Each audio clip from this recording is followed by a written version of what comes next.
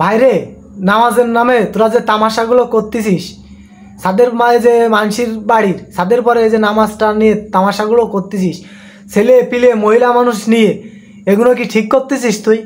তাই বলতো, আমার সেটার জবাব দে তুই। মহিলা মানুষ নিয়ে কিসের নামাজ জামাতের সাথে, সেটা আমার বুঝো। হ্যাঁ, মহিলা বাচ্চা পুরুষ সব এক সিরিয়ালে নামাজ পড়াচ্ছিস, কিসের নামাজ এটা তো তাই বল আমারে, বুঝোই দে। নাহলে কিন্তু পুঙার মধ্যে বাঁশ এক হাত ভরে খাম্বার মধ্যে ভরে খাম্বার মতন খাম্বার মাথায় লাগাই খেয়ে দেবো তোরে।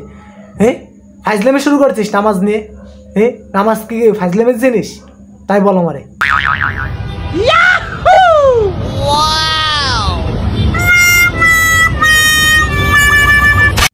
ভাইরে, আল্লাহর গজব কেন নাজিল হবে না তাই কহ তোরা? হ্যাঁ, এই যে বেপর্দা নারী নিয়ে, তারপরে মুরব্বী পুরুষ মহিলা সব নিয়ে তোরা যে তামাশা করতেছিস নামাজটা নিয়ে, আল্লাহ কেন তোকে পরে গজব নাজিল করবে না বল? এ কথাটা বুঝো। হ্যাঁ, তোদের তো চরিত্রের কারণে আল্লাহ গজব নাজিল করতেছে, আর আল্লাহর নামে তোরা দোষ দিচ্ছিস না। তোরা এই যে নামাজ নিয়ে তামাশা শুরু করে দিছিস, এগুলো তো ঠিক না, বুঝিস না তোরা?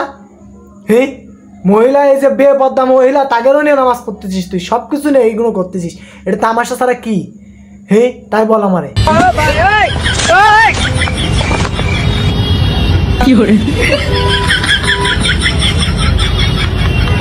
এই দেখেন, নামাজের নামে ঢিঠে পড়ে রয়েছে, মনে হচ্ছে কারোর সিজ্জা দিচ্ছে। ওই রাজমিস্ত্রিগুলো বুঝলেন, এগের দিয়ে এগুলো করাচ্ছে। ওই যে মাজার পূজারীরা আছে না, এরা এগের দিয়ে এগুলো করাচ্ছে, বুঝলেন? আপনাদের পাশে কি কিছু নেই? লাঠি সুটা কিছু নেই? ধরে মারতে পারতেছেন না এলো পাতারি গরম ধরে? হ্যাঁ, না এখানে আশপাশে কোনো প্রশাসন নেই? প্রশাসন থাকলে তো তখন বাল একদম ছাপা ছাপা করে ফেলতো। প্রশাসনও নেই,